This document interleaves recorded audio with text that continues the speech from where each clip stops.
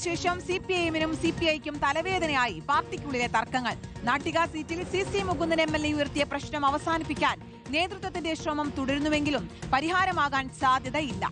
നാദാപുരത്തെയും പറവൂരിലെയും സ്ഥാനാർത്ഥിക്കെതിരെ പാർട്ടിക്കകത്ത് എതിർപ്പ് ശക്തമാണ്. തൃപ്പൂണിത്തുറ, പൊന്നാനി, ഉടുമ്പൻചോല, തളിപ്പറമ്പ് സീറ്റുകളിലെ CPM സ്ഥാനാർത്ഥികൾക്കെതിരെയും മണ്ഡലം കമ്മിറ്റികളിൽ അസ്വസ്ഥതയുണ്ട്.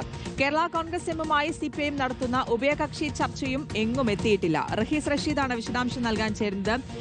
റഹീസ്, മുന്നണികൾക്ക് എല്ലായിടത്തും ഈ പ്രശ്നം തർക്കങ്ങളൊക്കെ ഉണ്ട്. ഇതിപ്പോൾ CPM CPI സംബന്ധിച്ചിടത്തോളം വലിയ തർക്കത്തിലേക്ക് തന്നെയാണ് പലയിടത്തും പോയിട്ടുള്ളത്. പ്രത്യേകിച്ച് നമുക്കറിയാം നാട്ടികയുടെ ഒക്കെ കാര്യം, അവിടെ ഒരു മാറ്റം ഉണ്ടാകില്ല എന്ന കാര്യം, ഗീതാഗോപിയുടെ കാര്യത്തിൽ മാറ്റം ഉണ്ടാകില്ല എന്ന് വ്യക്തമാക്കിയിട്ടുണ്ട്. പക്ഷേ അങ്ങനെ വരുമ്പോൾ എങ്ങനെ അവിടെ ഒരു പരിഹാരത്തിലേക്ക് അല്ലെങ്കിൽ അനുനയത്തിലേക്ക് CC മുകുന്ദനിലേക്ക് എത്തും എന്നുള്ള കാര്യം കൂടിയുണ്ട്. അതടക്കം മറ്റ് മണ്ഡലങ്ങൾ, ഈ പ്രശ്നബാധിത മണ്ഡലങ്ങളൊക്കെ എങ്ങനെയാണ് പരിഹാരം കാണാൻ ശ്രമിക്കുന്നത്?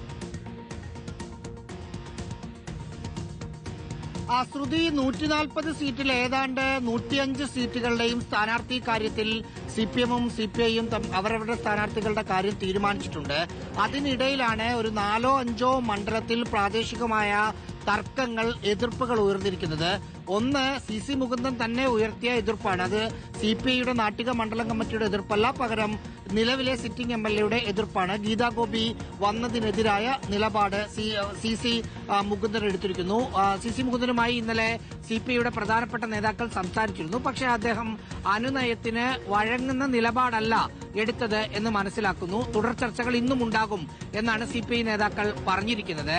മറ്റൊന്ന്, CPI-യുടെ തന്നെ സീറ്റായ പരവൂരിലേക്ക് ET ടൈസൺ മാസ്റ്ററെ മാറ്റിയതിനെ പ്രാദേശിക മണ്ഡലം കമ്മിറ്റിക്ക് എതിർപ്പുണ്ട്. അവർ കുറച്ചുകൂടി മണ്ഡലത്തിൽ നിന്നുള്ള സ്ഥാനാർത്ഥിയാണ് ഓപ്റ്റ് ചെയ്യുന്നത് എന്ന നിലപാടാണ് എടുത്തിരിക്കുന്നത്. നാദാപുരത്ത് P വസന്തത്തിന്റെ പേരിനാണ് പാർട്ടി സംസ്ഥാന എക്സിക്യൂട്ടീവ് അംഗീകാരം നൽകിയത്. അവിടെ കോഴിക്കോട് ജില്ലാ സെക്രട്ടറി ഗവാസിനെ പരിഗണിക്കണം എന്ന ആവശ്യമുള്ള നേതാക്കൾ ഇപ്പോഴും മണ്ഡലത്തിലുണ്ട്. CPIM-ലേക്ക് വരികയാണെങ്കിൽ പൊന്നാനിയിൽ MK സക്കീറിനെ സ്ഥാനാർത്ഥിയാക്കിയതിന് എതിരായി മണ്ഡലം കമ്മിറ്റി ഒറ്റക്കെട്ടായി നിൽക്കുകയാണ്. കഴിഞ്ഞ തവണയും പൊന്നാനി സമാന വിഷയമായിരുന്നു. ശ്രീരാമകൃഷ്ണനെ മാറ്റി അവിടെ പുതിയ സ്ഥാനാർത്ഥി വന്നപ്പോൾ ജില്ലാ സെക്രട്ടേറിയറ്റ് അംഗമായ സിദ്ദീഖ് വേണമെന്ന് പറഞ്ഞ് തെരുവിലേക്ക് പ്രവർത്തകർ ഇറങ്ങി. അങ്ങനെയാണ് നന്ദകുമാർ സ്ഥാനാർത്ഥിയായത്. ഇത്തവണ MK സക്കീറിനെതിരെ 9 ലോക്കൽ കമ്മിറ്റികളിൽ 8 ലോക്കൽ കമ്മിറ്റികളും രംഗത്ത് വന്നിട്ടുണ്ട്. തളിപ്പറമ്പിൽ PK ശ്യാമളയ്ക്കെതിരെ അവിടുത്തെ മണ്ഡലം കമ്മിറ്റി നിലപാടെടുത്തു. വൈപ്പിനിൽ നിന്ന് തൃപ്പൂണിത്തുറയിലേക്ക് മാറ്റിയ VP ഉണ്ണികൃഷ്ണന്റെ കാര്യത്തിൽ തൃപ്പൂണിത്തുറയിലെ പാർട്ടിക്ക് എതിരഭിപ്രായമുണ്ട്. അത്തരം കൈവിരൽ എണ്ണാവുന്ന തർക്കങ്ങൾ മാത്രമാണ് ഉള്ളതെങ്കിലും അത് പരിഹരിക്കാനുള്ള ശ്രമങ്ങൾ നടക്കുന്നു. അടുത്ത ദിവസം സ്ഥാനാർത്ഥികളെ പ്രഖ്യാപിച്ചു കഴിഞ്ഞാൽ പ്രശ്നങ്ങൾ ഉണ്ടാവില്ല എന്നാണ് പാർട്ടി നേതൃത്വം പറയുന്നത്. ഇനിയുള്ള പ്രധാനപ്പെട്ട ഒരു കല്ലുകടി, കേരള കോൺഗ്രസ് എം കഴിഞ്ഞ തവണ 12 സീറ്റിൽ മത്സരിച്ചു. ഇത്തവണ ഒരു സീറ്റ് അധികമായി വേണം എന്നതിൽ അവർ കടുംപിടുത്തം പിടിക്കുകയാണ്. അതിന് എന്താണ് CPIM-ന്റെ മുമ്പിലുള്ള ഓപ്ഷൻ എന്നറിയണം. അവർ കണ്ടിരിക്കുന്ന ഓപ്ഷൻ, ഹൈക്കോടതി ആന്റണി രാജുവിന് മത്സരിക്കാൻ കഴിയാത്ത തരത്തിൽ ഹൈക്കോടതിയിൽ നിന്ന് വിധി വന്നു കഴിഞ്ഞാൽ തിരുവനന്തപുരം സീറ്റ് എടുത്തു കൊടുക്കുക എന്നൊരു ആലോചനയാണ് CPIM-ന് ഇപ്പോഴുള്ളത്.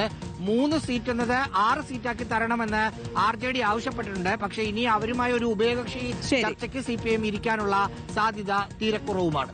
ഓക്കെ, വ്യക്തമാണ്. റഹീസ്